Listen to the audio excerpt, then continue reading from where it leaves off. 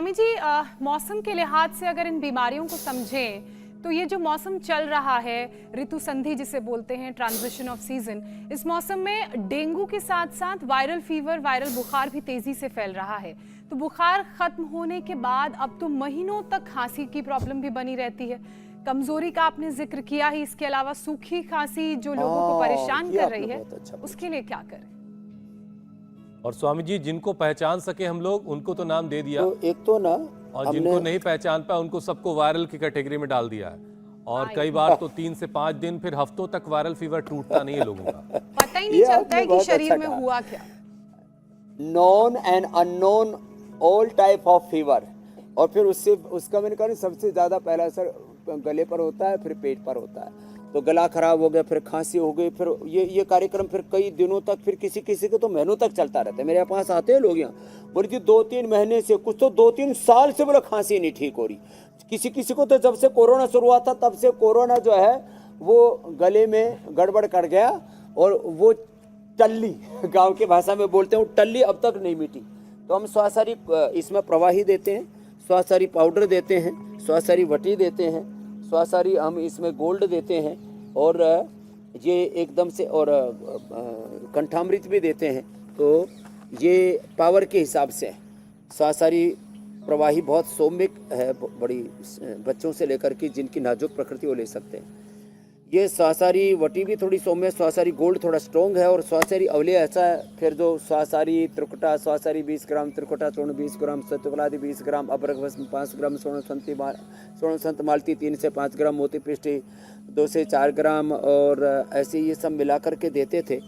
एक बच्चा आया कल, छोटा सा कल, उसकी माँ के साथ, बोले बाबा जी इसको इतना सर्दी जुकाम बुखार रहता था, आपने कुमार कल्याण रस बताया था एक दिन इंडिया टीवी पर, मैंने तो अपने बच्चे को दिया, मेरा बच्चा तो तब से ठीक, 1 ग्राम कुमार कल्याण रस ने उसको ठीक कर दिया।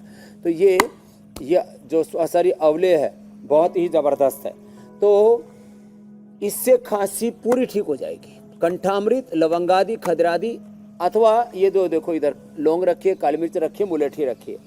लौंग, काली मिर्च, मुलेठी ये मुंह में डाल के चूसने, थोड़ा मिश्री या मुनक्का साथ में डाल सकते हैं। हल्दी अदरक का छोटा सा टुकड़ा मुंह में डाल करके चूसने से उससे भी खांसी ठीक हो जाती है। सूखी खांसी के लिए सितोपलादी, और कफ वाली खांसी के लिए स्वासारी पाउडर या त्रिकुटा, सूंठ, पीपल, काली मिर्च का जो पाउडर, इसको त्रिकुटा कहते हैं। हरड़, बेड़ा, आंवला को त्रिफला कहते हैं। पीपल, पीपला, मूल, चित्रक, चव्वे, सूंठ, इसको पंचकुल कहते हैं। पंचकुल और स्वासारी दोनों काढ़े पी ले तो खांसी कितनी जिद्दी किस्म की हो, और चाहे सदियों से चल रही हो, युगों से चल रही हो, जेनेटिक खांसी, वो भी ठीक हो जाती है। बड़ा जबरदस्त। अच्छा स्वामी जी, अलग अलग बुखार जो है उससे कैसे निपटना है, उससे पैदा होने वाले तमाम तरह के कॉम्प्लिकेशंस से कैसे निपटना, वो सब आप बता चुके हैं। अब ज़रा ये समझाइए कि मलेरिया हो, डेंगू, चिकनगुनिया हो, इसमें प्राणायाम किस तरह से फ़ायदा पहुंचाता है, और मच्छरों से होने वाले इन बुखारों में कौन कौन से प्राणायाम जो है रोज़ाना किए जा सकते हैं?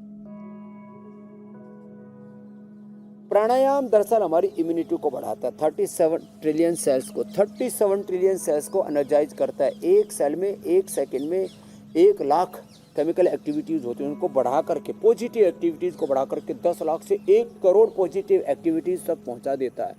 तो इसलिए कहते हैं योगी में हजारों सूर्यों जैसा प्रकाश ओजते ज़्यादा है। इसलिए मैंने कहा था डेंगू, चिकनगुनिया, मलेरिया वाला मच्छर हमको खाता है तो वहीं बेचारा मर जाता है। मैं कई बार देखता हूँ मच्छर खाया और वहीं लटक जाता है, जैसे किसी ने सुसाइड कर लिया हो। तो प्राणायाम करने वाले व्यक्ति के अंदर इतनी शक्ति आ जाती है कि डेंगू, चिकनगुनिया, मलेरिया वाला मच्छर उसको काटता है तो आदमी नहीं मरता, मच्छर मरता। मच्छर का भी मोक्ष हो जाता है, फिर उसको भी दोबारा से 1,84 योनियां पार करके प्रभु। अच्छा स्वामी जी, आज अमित ने एक नया, तो प्राणायाम से इम्यूनिटी बढ़ेगी। एक नया इजाद की है, एक नए अभ्यास की इजाद की है। अमित आप बताएं कौन सा वो अभ्यास आपने मच्छरों के लिए? मुझे लगता है मुझे और ज्योत्सना दोनों को दिखाना पड़ेगा। स्वामी जी एक और चीज सीख लेनी चाहिए, वो हमें ताली बजाना, मच्छर मार आसन, मतलब ये सीखना पड़ेगा। अच्छा स्वामी जी, एक बहुत खास तस्वीरें आ रही हैं। अच्छा, सामने मच्छर आया ऐसे मारा, और पीछे से आया तो ऐसे मारा, ऐसे ताली बजाता है अमित, ऐसे। तो आगे पीछे स्वामी जी दिल्ली से ये हमारा बसेरा नहीं है।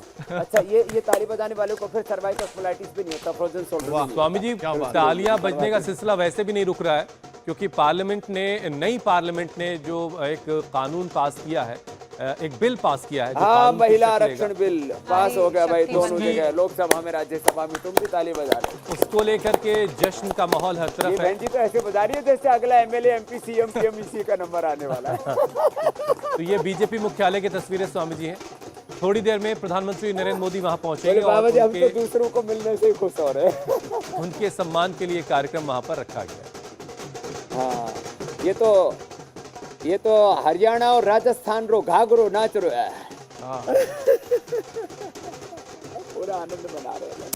लेकिन मैंने सुना है थोड़ा देर में मिलेगा, 2024 में तो थोड़ा मुश्किल है, 2029 तक हो जाएगा। परिसीमन और बड़े हैं इसमें, लेकिन हो जाएगा ना। ये 33 किया, 30 या 33 ही किया, मैं तो चाहता था 50 ही हो जाए, धीरे धीरे 50 ही हो जाएगा।